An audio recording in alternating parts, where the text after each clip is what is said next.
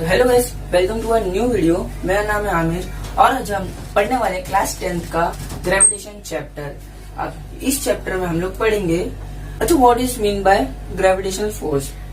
Pause करके आप इस बात को आंसर इसका कमेंट में लिखिए, आपको अगर पता है तो 1 2 3। तो आप लोग लगता है लिख के आ गए होंगे, तो मैं आपको बता देता हूँ। ग्रेविटेशनल फोर्स का मतलब होता है the force by which the earth attracts the object towards itself is called gravitational force. Okay, तो यहाँ पर आज हम लोग चैप्टर में बात करने वाले हैं फोर्स एंड द मोशन के बारे में, सर्कुलर मोशन के बारे में, और यहाँ पर केपलर्स के लॉ देखेंगे, फिर Newton universal law of gravitation देखेंगे। अब इसके बाद यहाँ पर हम लोग ये जो आपके आएंगे फर्स्ट से लेकर 6 पेज के बीच में रहेंगे ये सब टॉपिक्स। तो चलते हम लोग फर्स्ट के ऊपर, ग्रेविटेशन। ओके, तो यहाँ पर जो हम लोग का ग्रेविटेशन है वो ऐसा कुछ रहता है अर्थ का। अर्थ की मैग्नेटिक फील्ड के ऊपर रहता है। अर्थ की जो मैग्नेटिक फील्ड है वो सब ग्रेविटेशनल फोर्स बोलते हैं उसको। ओके, तो यहाँ पर the phenomena of gravity was discovered by sir Isaac Newton, परम पूज्य sir Isaac Newton. Sir Isaac Newton हमारे कुछ ऐसे दिखते हैं, यहाँ पर उसकी पिक्चर आ गई। ओके, तो यहाँ पर हम लोग चलते हैं नेक्स्ट स्लाइड के ऊपर, by sir Isaac Newton. Okay, तो यहाँ पर हम लोग देखते हैं ये जो पहला क्वेश्चन था हमारा, why did the apple fall vertically downwards. Apple directly नीचे क्यों गिरा? ओके, वर्टिकली डाउनवर्ड मतलब स्ट्रेट नीचे क्यों गिरा। फिर दूसरा क्वेश्चन था why they not fall an angle to the vertical, मतलब एक वर्टिकल है जो ऐसा स्ट्रेट आया, अब उसके एक एंगल में क्यों नहीं गिरा, मतलब एक ऐसा स्ट्रेट क्यों गिरा, ऐसा उस 45 डिग्री पे गिर सकता था, ऐसा मतलब इधर से डायरेक्ट उधर जाके गिर सकता था। वैसे यहाँ पर अभी हम लोग उनका जो थर्ड क्वेश्चन आया उनके माइंड में ये आया, why do they not fly in the sky, मतलब वो उन लोग उड़ के क्यों किधर नहीं चला गया, मतलब ऐसा नीचे क्यों नहीं गिरा। ओके, तो यहाँ पर इनडायरेक्टली हम लोग को बहुत सारे क्वेश्चन है जिसकी वजह से उन लोग कंक्लूजन पे आए। They come to a conclusion that the earth attracts the object towards itself from the centre of that object and the centre of the earth. मतलब दोनों के सेंटर्स के बीच में अट्रैक्शन फोर्स है जिसको ग्रेविटी बोलते हैं। यहाँ पर ऑल ओवर यहाँ पर ग्रेविटी डिस्कवर्ड हुई सर आइजैक न्यूटन की। तो यहाँ पर एक स्टोरी थी जिसमें इनको ये क्वेश्चन आए। तो चलते हम लोग नेक्स्ट टॉपिक के ऊपर। तो यहाँ पर जैसे कि हम लोग को देखते हैं, ओके, तो यहाँ पर the gravitational force is also between earth and the moon. अब जो ग्रेविटेशनल फोर्स है सिर्फ एप्पल्स या फिर ऑब्जेक्ट पे नहीं है जो हम लोग के अर्थ पे, वो मून पे भी है। मून पे है, सन के बिटवीन में भी है, लेकिन अभी हम लोग मून के बारे में बात करें। अब जो मून का जो ग्रेविटेशनल फोर्स और अर्थ के बीच में, मून का भी खुद एक ग्रेविटेशनल फोर्स है और अर्थ का भी है। अब इसकी वजह से मून अर्थ के ऊपर नहीं गिरता है क्योंकि वो खुद की ग्रेविटेशनल फोर्स के अपोज कर लेता है और वो वहीं पर ही अपनी जगह पे रिवॉल्व होते रहता है। अब वो जो ग्रेविटेशनल फोर्स है मून का, उसकी वजह से यहाँ पर लो टाइड आती है, हाई टाइड आती है, और यहाँ पर आती है जिसके वेव्स बोलते हैं हम लोग उसको, अर्थ के ऊपर। अब उसका आप यहाँ पर पिक्चर देख सकते हैं जैसे कि मून का ग्रेविटेशनल फोर्स और अर्थ का ग्रेविटेशनल फोर्स कैसे एक दूसरे के ऊपर रिएक्ट करते हैं, एक दूसरे को अपोज कैसे करते हैं। ओके, तो यहाँ हम लोग चलते हैं नेक्स्ट स्लाइड के ऊपर। तो यहाँ पर जैसे कि हम लोग बात कर देंगे अपने दूसरे टॉपिक के ऊपर, force and motion. Force and motion हम लोग नेक्स्ट स्टैंडर्ड में भी पढ़ चुके हैं, 9th में 8th में। ओके, तो यहाँ पर हम लोग फोर्स एंड मोशन से बहुत ज्यादा फेमिलियर ही है। तो यहाँ पर हम लोग फोर्स एंड मोशन के बारे में देखेंगे। The force is necessary to change the speed as well as the direction of the motion of an object. मतलब फोर्स एक ऐसी पावर है जो बहुत नेसेसरी है अगर किसी ऑब्जेक्ट का मोशन में चेंज लाने का। वो मोशन हो मतलब उसकी स्पीड में चेंज लाने का है, वो भी एक मोशन का चेंज है, और या फिर उसकी डायरेक्शन में चेंज लाने का, मतलब उसको एक, जैसे कि यहाँ पर मैंने एक ऑब्जेक्ट लिया। ओके, यहाँ पर एक सर्कल ऑब्जेक्ट है, यहाँ पर ये हम लोग यहाँ से इसको फोर्स डालेंगे, ये अपना सर ऑब्जेक्ट हो गया। अब जैसे इस पे हम लोग फोर्स करेंगे तो इसका स्पीड और डायरेक्शन चेंज हो जाएगा। अब जैसे यहाँ पर हमने इसको फोर्स लगाया ऐसे ऊपर के साइड से, उस साइड से हमने ऐसा फोर्स लगाया, तो यहाँ पर आने के बाद इसका स्पीड, अगर ज्यादा जोर की फोर्स लेंगे तो इसका स्पीड चेंज होगा, और अगर हम लोग दूसरे साइड से फोर्स लगा देंगे तो इसका डायरेक्शन भी चेंज हो जाएगा। तो इसको बोलते हैं फोर्स एंड मोशन का रिलेशन। अब हम लोग चलते हैं दूसरे टॉपिक के ऊपर। ओके, तो यहाँ पर हम लोग का टॉपिक है laws of Newton, Newton's laws of motion. Okay, यहाँ पर न्यूटन्स लॉज ऑफ मोशन ये हम लोग को बहुत ही ज्यादा यूजफुल है, जिसकी वजह से हम लोग ग्रेविटेशनल के फॉर्मूला आए हैं यहाँ पर। ओके, तो यहाँ पर ग्रेविटेशनल लॉज ऑफ मोशन अपने इस चैप्टर में इतना वेटेज नहीं रखता है, लेकिन यहाँ पर हम लोग को नेक्स्ट स्टैंडर्ड 8 में हम लोग पढ़े थे, जैसे कि सबसे पहला फोर्स है इनर्शिया। हर ऑब्जेक्ट अपने रेस्ट में रहता है, जब तक उसके ऊपर कोई एक्सटर्नल फोर्स अप्लाई नहीं होता तब तक वो अपने रेस्ट में रहता है। फिर उसका जो दूसरा है वो है ऑब्जेक्ट का।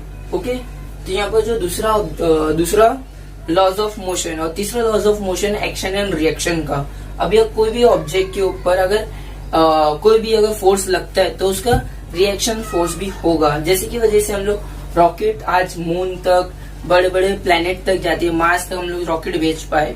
ओके, वो सब न्यूटन्स लॉज ऑफ मोशन की वजह से, मतलब देख सकते हैं आप न्यूटन की पहुंच कहाँ तक है, उसकी वजह से आज हम लोग मार्स पे जा पा रहे हैं। ओके, तो हम लोग चलते हैं नेक्स्ट टॉपिक के ऊपर, क्योंकि ये टॉपिक इतना वेटेज नहीं लगता, लेकिन इसका इंपॉर्टेंस था, इसकी वजह से हम लोग आगे बहुत ज्यादा हेल्प मिलेगी। तो यहाँ पर इसका फॉर्मूला भी देख लेते हैं। ओके, यहाँ पर जैसे कि हम लोग फॉर्मूला के पहले हम लोग देख लेते हैं इसकी कुछ सिंबल्स क्या रिप्रेजेंट कर रहे हैं। तो यहाँ पर सबसे पहला आता है हम लोग का वी। ओके, वी हम लोग का इनिशियल वेलोसिटी बताता है, फाइनल वेलोसिटी बताता है, sorry final velocity. V final velocity मतलब जो वेलोसिटी एक ऑब्जेक्ट को अगर फेंके तो वहां पर कहीं ना कहीं जाके वो अक्सर ऊपर की तरफ फेंके तो कोई ना कोई पॉइंट पे जाके स्टॉप होगा। ओके, जैसे कि इसको मैंने फेंकूंगा तो वो कोई ना कोई पॉइंट पे जाके स्टॉप हो जाएगा, फिर वो नीचे आएगा, तो वो पॉइंट की उसकी फाइनल वेलोसिटी रहती है। और फिर उसके बाद आता है हम लोग का यू है इनिशियल वेलोसिटी, मतलब जिस स्पीड से मैंने फेंका उसको बोलते हैं इनिशियल वेलोसिटी। और उसके बाद आता है हम लोग का ए को यहाँ पर हम लोग जी भी रिप्रेजेंट करेंगे ये लेसन में। ओके, उसको एक्सेलरेशन बोलेंगे, और जो जी से आता है वो बोलते हैं acceleration due to gravity. Okay, acceleration मतलब कोई भी फोर्स, अगर हम लोग कार चला रहे हैं तो कार की अगर स्पीड चेंज होती है तो उसको एक्सेलरेशन मिला। अभी ये माउस अगर नीचे गिरता है तो हम लोग जो स्पीड से वो माउस नीचे आ रहा है वो एक्सेलरेशन ड्यू टू ग्रेविटी, क्योंकि उसके ऊपर कोई फोर्स नहीं है, मैंने उसको बताया फ्री फॉल में गिरा दिया। अब इसके ऊपर जो फोर्स है अर्थ का, वो फोर्स के ऊपर जो एक्सेलरेशन रहेगा वो अर्थ करेगा, जो रहेगा 9.8, वो आपको आगे जाके बताऊंगा मैं। ओके, तो यहाँ हम लोग चलते दूसरा जो है टाइम। टी से हम लोग यहाँ पर टाइम रिप्रेजेंट करेंगे। और उसके बाद आता है एस जो है डिस्प्लेसमेंट अपना। ओके, तो यहाँ पर डिस्प्लेसमेंट है। और उसके बाद है यहाँ पर हम लोग का दूसरा टॉपिक। ओके, यहाँ पर हम लोग दूसरे टॉपिक के ऊपर चलते हैं। ओके, तो यहाँ पर हम लोग दूसरे टॉपिक पे आ गए। अब यहाँ पर दूसरे टॉपिक पे है हम लोग का circular motion and centripetal force. Okay, circular motion and centripetal force, और इसके बारे में भी हम लोग पहले पढ़ चुके हैं। सब कुछ यहाँ पर हम लोग का बस प्रीवियस स्टैंडर्ड के बारे में हम लोग रिकॉल करा जा रहा है। ओके, तो यहाँ पर जैसे कि आपने ये पिक्चर आपके टेक्स्ट बुक में भी अभी के और पहले के भी टेक्स्ट बुक में हम लोग की थी। इसमें क्या है पिक्चर में, जैसे कि मतलब एक थ्रेड के ऊपर एक क्या बोलते हैं उसको, स्टोन बांध दिया गया और जिसको ऐसा मतलब घुमा रहे, और वो स्टोन जो बांध दिया गया वो स्टोन सर्कुलर मोशन में आ गया। अब उसको अगर एक ही स्पीड से घुमाएंगे तो यूनिफॉर्म सर्कुलर मोशन में, और अगर उसको घुमा दे तो सर्कुलर मोशन में। ओके, अगर स्पीड चेंज करके घुमा दे तो सिर्फ सर्कुलर मोशन में, और उसमें सेंट्रीपिटल फोर्स भी आता है। अभी जैसे वो घूम रहा है तो उसका जो क्या बोलते हैं स्टोन है उसका जो फोर्स लग रहा है वो कहाँ पर है, सेंटर की तरफ। ओके, तो हम लोग इसकी डेफिनेशन देख लेते हैं। Act on an object, the force act on an object moving along the circumference of a circle is directed towards the center of a circle. This is called centripetal force. Okay, ये हम लोग का centripetal force है। Circular motion के definition के बारे में। Okay, circular motion का जो डेफिनेशन है वो है motion of an object moving around a circumference of a circle is called circular motion. Okay, the motion of an object around the circumference of a circle is called circular motion. Okay, तो यहाँ पर हम लोग दूसरे topic पे चलते हैं, ये टॉपिक खत्म हो गया। ओके, तो यहाँ पर हम लोग अभी केपलर्स के लॉज के बारे में बात करने वाले। केपलर के लॉ। ओके, ये केपलर्स के law by the scientist John hence Kepler's ने निकाले थे। ओके, जो 16th सेंचुरी के। ओके, यहाँ पर हम लोग के scientist Kepler's John hence Kepler कुछ ऐसे दिखते हैं। ओके, यहाँ पे ये उनकी पिक्चर है। ओके, तो यहाँ पर जॉन हेंस केपलर ने क्या क्या करा है, planetary motions just with the help of naked eye, मतलब प्लेनेटरी मोशंस के बारे में पूरा ऑब्जर्वेशन करा। ये केपलर्स के जितने भी लॉ बने ये सब एक नेकेड आई से बने, विदाउट एनी टेलीस्कोप। ओके, तो जो हम लोग का टेलीस्कोप था वो इन्वेंट करते गैलीलियो गैल्विन ने। ये उनसे पहले के बारे में, मतलब जो टेलीस्कोप इन्वेंट भी नहीं होता उससे पहले इनने ये सब क्या बोलते हैं, इन्वेंट करके डिस्कवर कर चुके थे कि मतलब क्या क्या है, कैप्लर्स के लॉ। ओके, तो यहाँ पर जो जो लॉ है वो सब मतलब नेकेड आई से डिस्कवर करे। तो यहाँ पर हम लोग दूसरी चीज जो है के लॉस, और फिर उसके बाद में आता है यहाँ पर एलिप्स के बारे में। ओके, जो सन जिसके अराउंड घूमता है, सन और प्लेनेट का जो ऑर्बिट है उसको बोलते हैं एलिप्स। ओके, हम उसके बारे में देखते हैं। चलो यहाँ पर अभी हम लोग एलिप्स के बारे में बात करेंगे। अब ये एलिप्स क्या है? एलिप्स कुछ ऐसा है। एलिप्स क्या है? एक ऑर्बिट है जो एक कोन है, कोन की अगर अपन स्लाइंटली कट करेंगे तो वो जो एरिया है उसको एलिप्स बोलते हैं। ओके, वो जो शेप लेता है, जो स्लाइंटली कट करने पर जो शेप रहता है उसको एलिप्स बोलते हैं। अब एलिप्स की कुछ खास प्रॉपर्टी रहती है कि उसमें दो फोकस रहते हैं और उसमें एक प्रॉपर्टी रहती है कि बस वन से लेकर दूसरे फोकस से लेकर मतलब जो एक ट्राइंगल बनता है। ओके, जो एक ट्राइंगल बनता है उसके दोनों के जो वर्टेक्स रहते हैं, दोनों वर्टेक्स का एडिशन वहां पर और दूसरा भी कोई और ट्राइंगल बन जाए, दोनों का सेम रहेगा। ओके, उसके वर्टेक्स का एडिशन और इसके वर्टेक्स का एडिशन इक्वल आता है। ये लॉ भी हम लोग अभी देखेंगे। तो यहाँ पर जैसे कोई भी एक फोकाई पे सन रहता है, हाँ, वो हर प्लैनेट के हिसाब से डिफर करता है। कोई भी एक प्लैनेट फोकाई पे सन रहता है और प्लैनेट रिवॉल्व करता है। ओके, वो एलिप्स में रिवॉल्व करता है। ओके, तो यहाँ पर हम लोग चलते हैं नेक्स्ट स्लाइड के ऊपर। यहाँ पर जैसे कि अब हम लोग इस फॉर्मूले के बारे में बात करने वाले, जो मैंने अभी आपको समझाया हूँ, इसको और डिटेल में हम लोग समझते हैं। जैसे कि हम लोग टेक्स्ट बुक में एक इमेज देके रखा है। जैसे मैंने बोला था ये कोन है, कोन को जब हम लोग स्लांट जो स्ट्रेट कट करते हैं तो सर्कल मिलते हैं, लेकिन उसको जब स्लांटली कट करेंगे ऐसे इस एंगल में, ओके, तो यहाँ पर हम लोग को एलिप्स करके शेप मिलेगा। ओके, जो एलिप्स करके एलिप्स शेप है, अब उसमें प्रॉपर्टीज के बारे में बात करते हैं। अभी जैसे कि यहाँ पर ए बी सी और ए बी सी हम लोग को पॉइंट देके रखा है और उसमें फोकस 1 फोकस 2, तो AF1 प्लस AF1 और AF2 को जब ऐड करेंगे तो वो BF1 और प्लस BF2 की जो डिस्टेंस है वो एकदम सेम रहेगी। मतलब AF1 का डिस्टेंस समझो 5 है और AF2 का डिस्टेंस 2 है। ओके, यहाँ पर 7 हो जाता है। वैसे BF1 और BF2 को जब ऐड करेंगे तो इक्वल टू 7 ही आएगा, और CF1 CF2 को भी इक्वल ऐड करेंगे तो वो 7 ही आएगा। तो ये इसकी प्रॉपर्टी एलिप्स की। अब हम लोग चलते हैं नेक्स्ट टॉपिक के ऊपर। यहाँ पर हम लोग कैप्लर्स के लॉ के बारे में बात करेंगे, जो लॉज कैप्लर्स ने डिस्कवर करे। तो यहाँ पर जैसे हम लोग टेक्स्ट बुक में ये दिया हुआ है कैप्लर्स के तीनों लॉ के बारे में। तो यहाँ पर हम लोग ये इमेज भी देके रखी, इस इमेज के अकॉर्डिंग हम लोग इसको ऑब्जर्व करके स्टडी करेंगे। ओके, तो यहाँ पर जो हम लोग का पहला लॉ है कैप्लर का, वो लॉ है द कैप्लर का पहला लॉ है।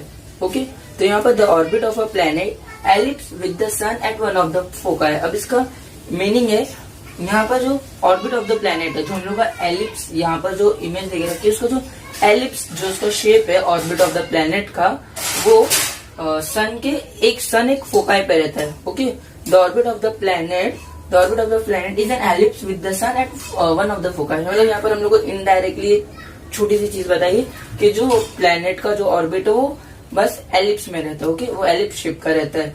यहाँ पर जो हम लोग का दूसरा लॉ है, ओके, ये दूसरा जो लॉ है हम लोग का, the line joining the planet and the sun sweeps equal area and equal inter of line. Okay, the line joining the planet and the sun sweeps equal area and equal inter of time. Okay, यहाँ पर हम लोग देखें, ये diagram से हम लोग observe कर सकते हैं। देखो, जो हम लोग को यहाँ पर जो ए से बी और सी से डी जो देखे रखा है वहां पर, अब यहाँ पर जो ए से बी में जो एरिया कवर हुआ है और वो सी से डी में जो एरिया कवर हुआ है, वहां पर दोनों का एरिया एकदम इक्वल है। ओके, एरिया इक्वल है, मतलब दोनों, अब जो यहाँ से जो टाइम इतना ए से बी जाने में टाइम लगा वो इक्वल है। The line joining the sun and the planet sweeps equal area and equal inter of time.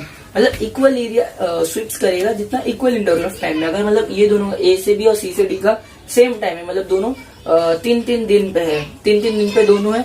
अब ये 3 दिन में अगर ये इतना बड़ा कर लिया और वो इतना बड़ा, इसका मतलब नहीं है कि वो बड़ा दिख रहा है तो ज्यादा एरिया का है और ये छोटा दिख रहा है ये कम एरिया का है। जब सेक्टर का एरिया हम लोग निकालेंगे तो ये दोनों का इक्वल एरिया है। ये हम लोग का सेकंड लॉ ऑफ केपलर है। ओके, तो यहाँ पर नॉर्मली एक चीज से याद कर सकते हैं कि हम लोग का जो एरिया रहेगा वो सेम रहेगा अगर टाइम टेकन सेम है। ओके, यहाँ से ए से बी और सी से डी पॉइंट जाने तो एरिया सेम रहेगा। ओके, तो यहाँ पर हम लोग थर्ड लॉ के बारे में बात करने वाले। ओके, यहाँ पर जो थर्ड लॉ है around the sun, the square of the period of revolution